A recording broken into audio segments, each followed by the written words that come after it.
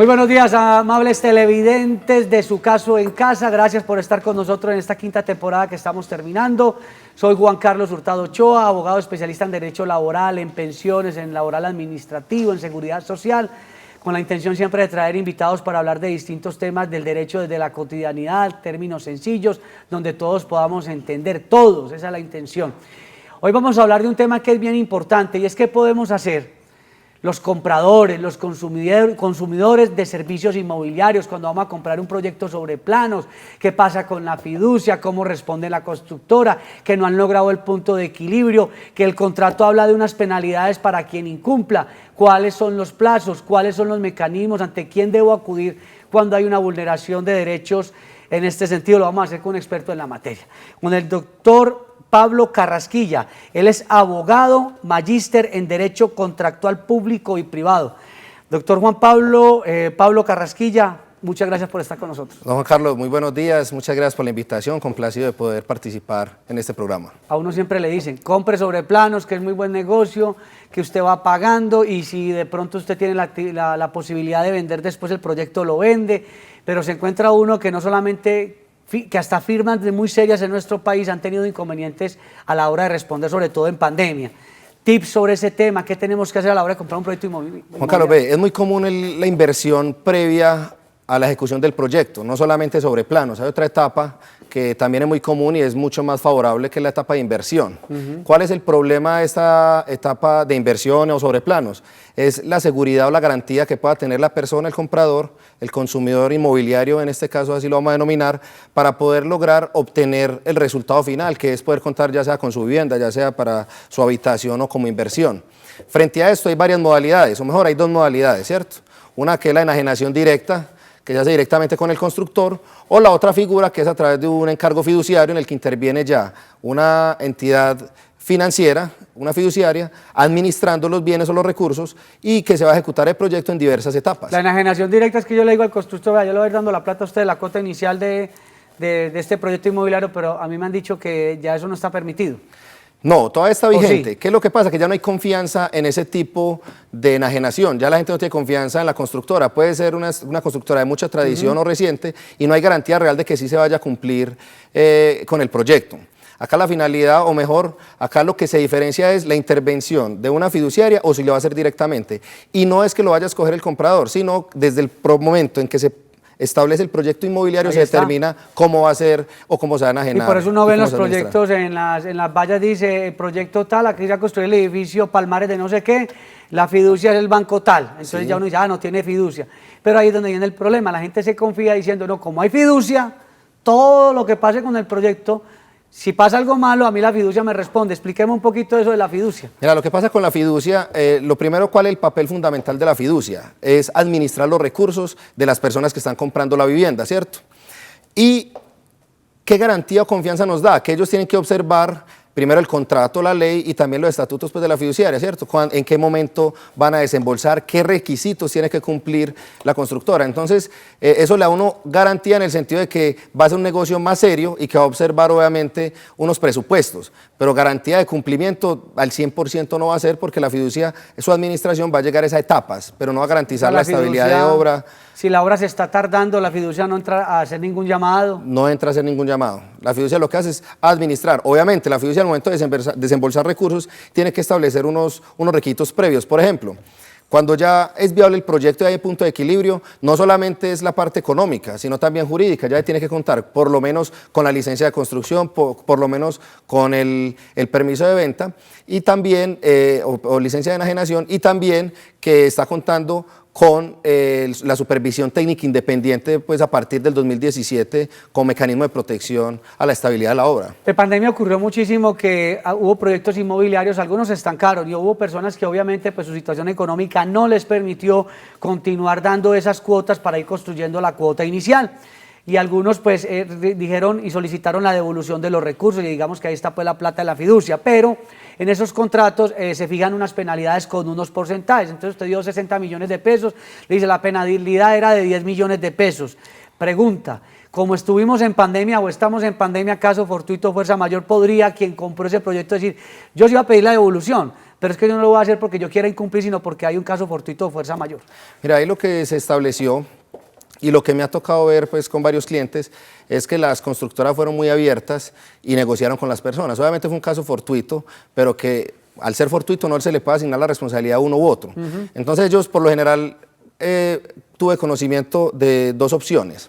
Una, la devolución de la plata, obviamente reteniendo una cláusula penal. Siempre la... Exactamente, pero eso obviamente desde el punto de vista conciliado o acuerdo pues, entre las partes. Claro que sí. O la otra era devolverle la totalidad del dinero, pero asumamos el tiempo en que se vuelva a vender el proyecto, a vender ese bien. Entonces, por ejemplo, el bien tuyo es el apartamento 1002. Cuando se venda y en la medida en que se vayan haciendo esos aportes de ese nuevo comprador, se te va restituyendo la cantidad de dinero aportado. O sea, no le podemos devolver de una. Así pero es. esperemos a venderle que el comprador, cuando nos empiece a dar nosotros los recursos, yo le voy a usted también porque el constructor también está, como se dice, apretado. Así es, y tampoco puede, pues, porque no tiene los recursos están invertidos obviamente y tampoco los puede sacar en de el la proyecto, fiducia. y no los puede sacar de la fiducia, porque los dineros están destinados solamente a la ejecución del proyecto. O sea, la fiducia no te puede devolver recursos cuando la persona se retracta. No te puede devolver recursos, salvo que haya un acuerdo entre las partes, entre la constructora y él, pero para salir del proyecto. ¿En qué estamos fallando quienes compramos sobre planos? Para mí no es una falla, porque obviamente estrenar, dicen que el mejor olor es el olor a nuevo, ¿cierto? María, La mejor sí, garantía señor. es el olor a nuevo. Sí, señor. Lo que hay que tener es cuidado, ¿cierto? ¿En qué cuidado? En buscar una buena asesoría, pero una asesoría no solamente jurídica, porque hemos visto que así se haga un buen estudio de títulos, no llegamos más allá de lo que realmente está pasando. También una asesoría, digamos, desde el punto de vista técnico, ¿cierto? Buscar ingenieros, arquitectos, qué sé yo, o por lo menos mirar que esa constructora cumpla con cada uno de esos requisitos. Si bien no todos tenemos los conocimientos de un experto, sea arquitecto o ingeniero, al menos validar qué debe hacer la constructora y cumplir con cada una de esas situaciones. Por ejemplo, lo que hablamos ahorita de certificado técnico de ocupación. El certificado técnico de ocupación es el resultado de una supervisión técnica independiente que deben hacer todas las constructoras en los casos de vivienda nueva y que el área construida supere los 2.000 metros cuadrados, ¿cierto? Entonces se tiene que dar una supervisión. Entonces uno asesore, se busque la forma y mirar esas constancias o esas actas de supervisión y que el resultado final va a ser ese certificado técnico de ocupación que lo tiene que hacer cada constructora. Previo, ese estudio se debe protocolizar mediante escritura pública y debe ser antes de la primera enajenación e incluso de la entrega de la primera vivienda, de que sea habitada. Doctor Pablo, usted toca unos temas sumamente interesantes. Le voy a contar por qué. Y ese caso lo conocí en Barranquilla, una empresa constructora sumamente reconocida.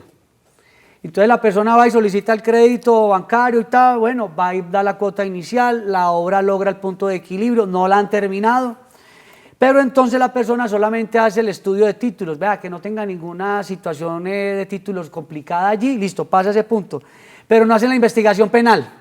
¿Qué responsabilidad penal podrían tener los constructores? Esa firma tuvo problemas del ámbito penal, eso ningún comprador nada, porque entre otras cosas ya los bancos desembolsaron dinero para que le paguen las cuotas. Y también lo de los expertos técnicos, qué vocación tiene ese proyecto en el mediano plazo, si el lugar donde se construyó era bueno, el material, todo eso. Eso no lo mira nadie. Mira, ni los bancos lo miran tampoco a la hora de desembolsar. Es verdad, mira, lo primero es frente a la tradición o la responsabilidad penal de algún propietario anterior del inmueble. Hace poco, en agosto, salió una sentencia de la Corte que establecía que no le podíamos cargar a las personas lo que el Estado no ha sido capaz de hacer. Es decir, ¿cómo vamos a tener nosotros la posibilidad o la capacidad de identificar si una persona está inmersa en algún delito que como consecuencia de ello se vaya a extinguir el dominio de esa propiedad? Exacto. Entonces ya quitaron como ese agravante en el cual establecía no solamente ser comprador o tercero de buena fe, sino también hacer como una investigación, hacer un estudio de título minucioso y un estudio de la persona, no solamente del dueño actual, sino de los anteriores, a nivel de SARLAF. Ya ahora le quitaron esa responsabilidad y se establece simplemente es que tiene que ir a desvirtuar el agente del Estado que esa persona actuó de buena fe. Y frente a la segunda situación, lo que se busca es proteger las personas con este certificado técnico de ocupación. Y acá viene ya otra nueva figura, o mejor, con esas o ese deseo de proteger a las personas, a partir del 2017, que salió la ley 1796, creó el certificado técnico de ocupación y estableció también la obligación por parte de las constructoras de cumplir unos mecanismos de protección al comprador de vivienda nueva. ¿Y esos mecanismos en qué van? Y ojo, entra en vigencia a partir del 21 de febrero ya del año 2021. Excelente. Y entonces es una carga. Ahí está la duda. Primero, la duda es cuál, que eso va de pronto a incrementar el valor de la vivienda, pero va a ser garantía para la gente. ¿Por qué? Porque el comprador de vivienda nueva tendrá que dar garantía respecto de lo que el artículo 1060 del Código Civil, de la estabilidad de la obra, materiales, ejecución, etcétera, etcétera, que amenaza de ruina, que son 10 años. No, ya no nos quedamos solamente con esa responsabilidad, sino que el constructor tiene que constituir ya sea o una póliza, claro, o una garantía bancaria, o con su patrimonio constituyendo un fideicomiso a favor de esos compradores. ¿Por cuánto tiempo? Por esos 10 años. Y con eso se tiene que garantizar que por lo menos con ese patrimonio, con esa póliza, con una garantía bancaria, que se pueda reconstruir o por lo menos repotenciar o estabilizar la obra. Lo que estaba pasando, y eso fue un escándalo en Medellín y en otras ciudades, empresas de papel. Se creaban unas SAS de papel para hacer proyectos inmobiliarios y cuando iban a buscar la responsabilidad, vaya a busque los activos, una SAS sin ningún activo. Levantar esos velos corporativos, eso es sumamente difícil, complicadísimo. De eso vamos a hablar en segundos. Vamos a la pausa y ya regresamos.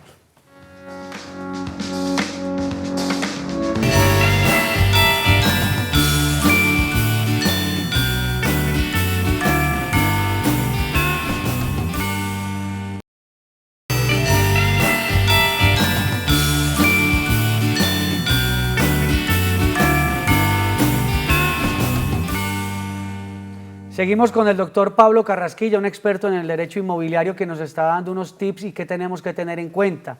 Mucho cuidado a la hora de comprar proyectos sobre planos, mejor dicho, hay que revisar muy bien, porque hay una mala noticia. No hay un órgano en el ámbito nacional que vigile este tipo de temas, no hay superintendencia. Yo pensaba que era la Superintendencia de Industria y Comercio tal vez. Pues la Superintendencia de Industria y Comercio obviamente vigila como en materia de ejecución del Estatuto del Consumidor. Obviamente, hay autoridades municipales o distritales que se encargan de vigilar el proceso constructivo. Por ejemplo, te cuento algo, Juan Carlos. Resulta que cuando una constructora va a enajenar, o mejor, en un proyecto que surge como consecuencia de ese proyecto, 5 unidades de vivienda tienen que solicitar una licencia de enajenación, ¿cierto? Esa licencia de enajenación viene prácticamente vigente desde 1950 y algo, 60 y algo, ¿cierto? Y en un principio lo hacía la superintendencia bancaria, después lo fue pasando y ya ahorita lo hacen en Medellín creo que es la Secretaría a la que hace parte planeación. Claro que sí, y obviamente le cobran una despensa y todo eso. ¿Cuál es la cosa? Que muchos constructores no conocen eso. Entonces, cuando usted, digamos, está asesorando a un cliente, está mirando, digamos, la licencia para enajenar, porque no, pues para que no constituya la actividad pues en algo ilícito, cuando usted está mirando ellos no saben de qué se trata. Pues le cuento que una constructora, la misma que yo le estaba mencionando, ¿sabe lo que hicieron? Como no pudieron, lograron un punto de equilibrio, pero se empezaron a quedar cortos con la terminación de la obra. ¿Y qué hicieron? Ellos hipotecaron los mismos apartamentos que no habían vendido. Claro. Y ahora para entregárselos a quienes compraron, un enredo. De ahí afortunadamente unas entidades bancarias dijeron salvemos el proyecto porque hay quienes van a comprar. Pero ponen a la persona en una carga difícil. Muchas de esas personas hoy no tienen ni siquiera escrituras de esos apartamentos, tienen, digamos, el uso y el goce del bien, pero no tienen la escritura. Sí, les hacen entregas preliminares. Exacto. Eso ha pasado mucho acá en Medellín y municipios cercanos. Inician un proyecto, cobran sobre planos y después entre todos vayan a habitar en el lugar y entre todos vamos a poner el ascensor, entre todos vamos a terminar las áreas comunes. Entonces se vuelve muy complejo. Menos mal estas personas al menos cuentan con un lugar para habitar. Hay muchas que metieron su patrimonio y se quedaron en la calle. ¿Y qué órgano podría vigilar, hombre? Una sugerencia, doctor. No, pues ve, yo diría es fortalecer, no solamente que quede en la forma, ¿cierto? Porque al final las curadurías lo que hacen es mirar la forma constructiva, que sí cumpla con la norma, etcétera, etcétera, sino que también en la ejecución. La norma ahora, la ley 1796, que fue después la superintendencia con la instrucción 012 de 2017, estableció el tema del certificado técnico de ocupación. Acá lo que quisieron con ese certificado era generar más responsables frente al tema, ¿cierto? Es decir, constructores más a los actores. Claro que sí, no, y otros que tienen que ver con la etapa obviamente de perfeccionamiento del contrato. Por ejemplo, constructor, usted tiene que contratar un supervisor técnico independiente, ¿cierto? Claro. Que tiene que obviamente, valga la redundancia, independiente, pero que tiene que ser un experto en la materia. Puede ser persona natural, arquitecto, o ingeniero. Y que la entidad bancaria también se involucre también en el tema. Exactamente. Pero ¿qué fue lo que hizo este certificado, esta norma, la 1796? En su artículo 6 crea el certificado técnico de ocupación. Y en el artículo 11.12 establece la obligatoriedad por parte de los notarios que no puede permitir el otorgamiento de la primera venta de un inmueble obligado a certificado técnico de ocupación que no esté protocolizado previamente. Partamos de la base que el notario omitió esta obligación. También la obligación la tiene el registrador de instrumentos públicos. Él tampoco puede inscribir una compraventa donde no se haya hecho previamente el certificado técnico de ocupación. No, mi doc. Acá lo que hacemos es buscar más responsables, más ojos para que podamos vigilar la actividad inmobiliaria. ¿Qué es lo que pasa? Que muchas veces puede que no suceda esto. Y de hecho, el Estatuto de Registro de Instrumentos Públicos dice que el registro no legaliza o no valida actos que se requieran y no se detuvieron. Lo que hace es generar más alerta y responsables en el evento en que haya una falla. ¿Y por qué esto se le está pasando también a las autoridades municipales? Yo pienso... O sea, yo no entiendo cómo de pronto uno ve la valla, hablan del proyecto en un lugar visible, es notorio, y se le pasa a la autoridad. Yo pienso, por un lado, es de pronto falta de herramientas, ¿cierto? Jurídicas.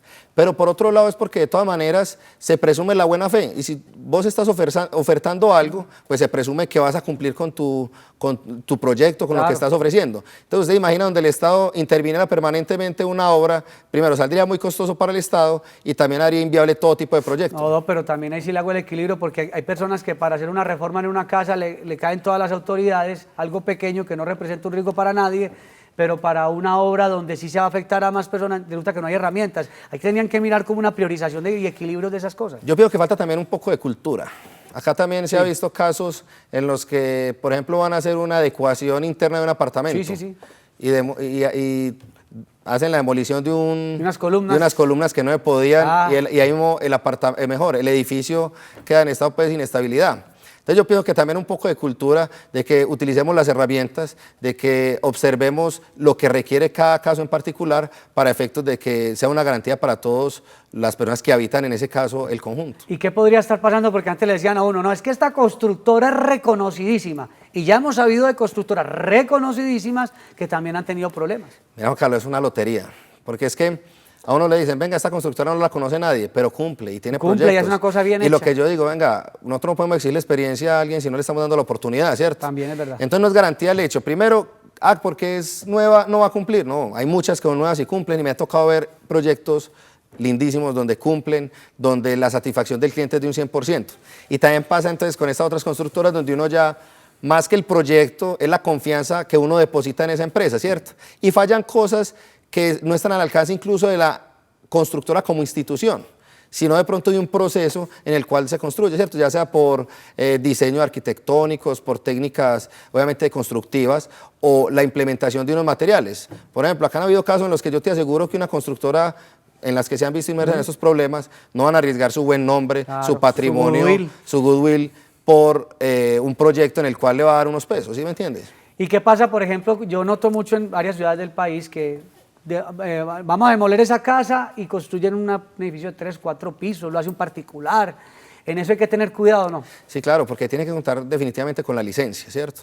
También hay muchos casos permanentemente con eso, porque es que la licencia no es lo que se le ocurra a un curador, sino que el curador también tiene que observar la norma, ¿cierto? Tiene que ir al POT para establecer el aprovechamiento del suelo, la destinación del mismo, la capacidad de construcción, si son 2 o 3 o 4 niveles. Nos preguntan acá en las redes sociales, doctor, que si hay un menú donde uno puede ingresar a una portal web o algo donde nos digan cuáles son las empresas en las que podemos confiar a la hora de comprar proyecto inmobiliario. Usted dice que es una lotería. Pues ve, yo la verdad no lo conozco, ¿cierto? Porque es que a la final, si hubiera una base de datos con esa finalidad, sería como excluir al resto. Claro, sería primero discriminatorio con los otros, ¿cierto? Y a la final sería algo que financiado, ¿cierto? Esas revistas inmobiliarias que surgen no van a decir que la que está ahí es cuestionada, siempre van a decir que es una buena inmobiliaria y que seguramente pero a mí sí se me ocurriría una idea. Es de pronto no mirar de las empresas reconocidas cuáles tienen mayores quejas. Sí, sería importante. En tiempos de entrega. Sí, eso sería importante. Y eso se conoce en la ciudad. Eso sí, cuando muchas veces llegan y le hablan de una constructora, uno ya sabe cuál ha sido, sobre todo, la satisfacción del cliente en cuanto a acabados, en cuanto a postventa, en cuanto a la ejecución incluso de los trámites legales. ¿Será que entonces debemos volver a la compra de vivienda usada? Difícil el tema. Yo lo veo complejo, porque es que de todas maneras Juan Carlos, lo que dinamiza la economía es la construcción, ¿cierto? Sí, claro. Entonces, si nos ponemos, y tampoco hay la capacidad para satisfacer las Para uno ir necesidades ahorrando y todo. de todas las personas que requieren de una vivienda, ¿cierto? Cada vez las personas se van a vivir solos. Entonces, las existentes de vivienda usada no satisfacen esa demanda. Yo no sé, doctor Pablo Carrasquilla, si le han preguntado, pero yo particularmente he encontrado que hay una gran vocación de la gente comprando vivienda en la zona rural, que antes eran fincas de recreo, pero la gente quiere vivir por el tema del teletrabajo, por la pandemia. Ya las ciudades están dando como pereza por todo esto de las enfermedades que están sucediendo. Comprar entonces ahora sobre planos en parcelaciones y tal, ¿ha visto alguna? Sí, el cambio de domicilio y sobre todo a partir de la pandemia ha sido impresionante. En un libro definía el derecho urbanístico surge como consecuencia del traslado de las personas de área rural al área urbana y hay que satisfacer ciertas necesidades, colegios, vías, etcétera, etcétera.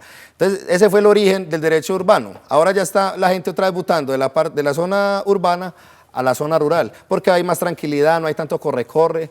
Medellín tenemos una gran desventaja por la posición geográfica con el tema de todas las situaciones del crecimiento que hay acá. Del crecimiento y de la contaminación. Entonces, la gente ya prefiere estar, y obviamente tenemos grandes vías donde vos en Oriente ya vivís a 15 minutos tranquilamente. Y aquí apartamentos muy pequeños también. Y acá apartamentos muy pequeños, muy costosos, el tema de movilidad se vuelve cada vez más complejo y han habido proyectos hermosos acá en cualquier parte, pues, zona aledaña a Medellín. La zona rural, ya que se cambió la vocación más de descanso, se invirtió la carga. Claro que sí, y obviamente cambia también la destinación de los territorios. Mucha zona que antes era rural ya es urbana, obviamente un municipio en particular. Y yo no quiero alarmar a los televidentes, pero para el paso que vamos, ya estamos hablando de vehículos eléctricos, de desestimular el uso del vehículo, se está hablando de peajes dentro de las ciudades, entonces hay que pensar mucho. Todo eso lo tiene que pensar uno, ¿cierto? Porque todo eso le afecta, obviamente, el patrimonio, pero son figuras que a mí me parecerían muy interesantes. Que se pueden hacer.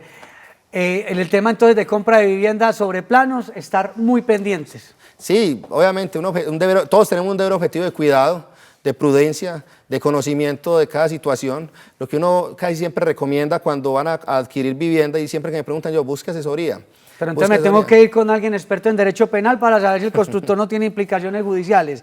Me tengo que buscar un ingeniero experto en temas técnicos. Me tengo que buscar a alguien experto en derecho civil para estudiar títulos, mejor dicho. Yo diría que de todas maneras, digamos, el abogado le puede prestar asistencia en la medida en que haga un buen estudio de títulos y obviamente que se pueda validar que sí cumplen con los requisitos técnicos. Doctor Pablo Carrasquilla, muchas gracias por estar con nosotros. Doctor Juan Carlos, muchas gracias por la invitación. Aquí lo seguiremos invitando. Gracias a todos los televidentes. Estuvo también con ustedes Juan Carlos Hurtado Ochoa, porque Teleantioquia emociona. Gracias.